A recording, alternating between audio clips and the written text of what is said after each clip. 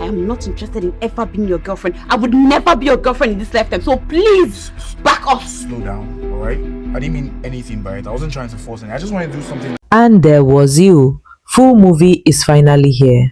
What happens when love shows up, but you're not ready for it? What happens when someone sees the real you before you even understand who that is?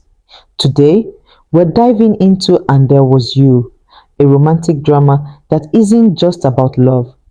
It's about identity, healing, and the emotional baggage we carry into relationships. And trust me, this story is messy, frustrating, beautiful, and painfully real. The film introduces us to Jenny, a fiercely independent, emotionally guarded young woman who clearly isn't interested in romance. She's bold, blunt, and unapologetically herself. But beneath that confidence, there's something unresolved.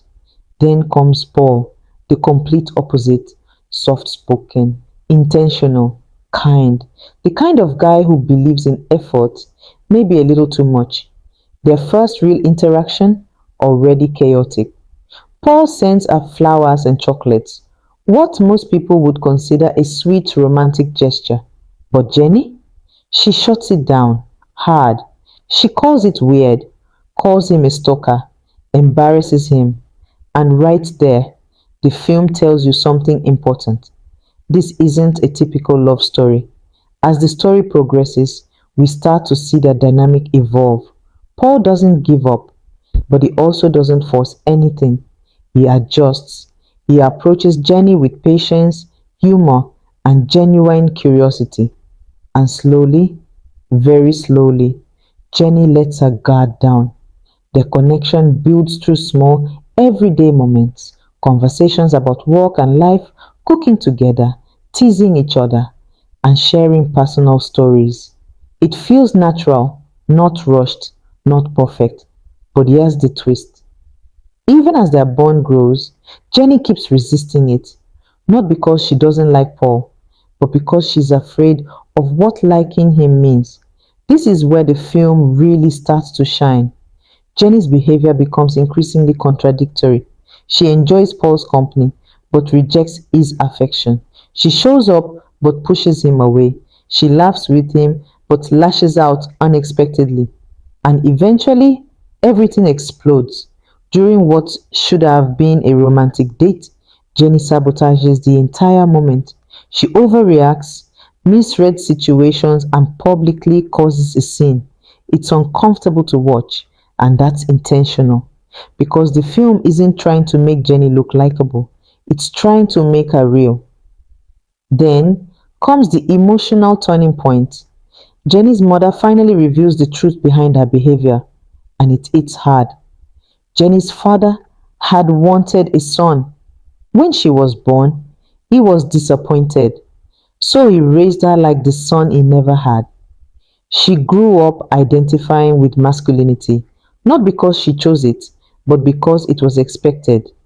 And now she's stuck, caught between who she was raised to be and who she actually is. That identity conflict explains everything. Why she rejects femininity, why she resists vulnerability, and why love feels threatening instead of comforting.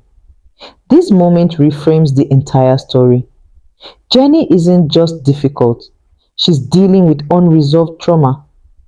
After her outburst, Paul finally reaches his limit, and honestly, it's justified. He tells her the truth. She has things to work through. And he's right. Because love alone isn't enough when someone is still fighting themselves. This part of the film is important. It doesn't romanticize toxic behavior. It shows that even the most patient person has boundaries, and sometimes walking away is necessary. But the story doesn't end there. Jenny reflects. She takes accountability. For the first time, she admits her fears instead of hiding behind them. And then comes the big moment, the grand gesture. In front of a crowd, Jenny publicly confesses her love for Paul, not in a perfect, polished way, but in a raw, emotional, slightly chaotic way that feels completely true to her character. She doesn't ask to be fixed. She doesn't pretend to be perfect. She simply asks for a chance to love him properly.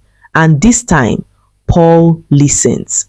What makes And There Was You stand out isn't just the romance, it's the emotional honesty.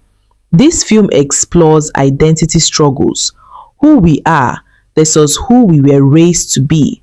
It dives into emotional trauma and how past experiences shape present behavior. It examines the fear of vulnerability and why love can feel unsafe. And it questions the balance between patience and self-respect, knowing when to stay and when to walk away.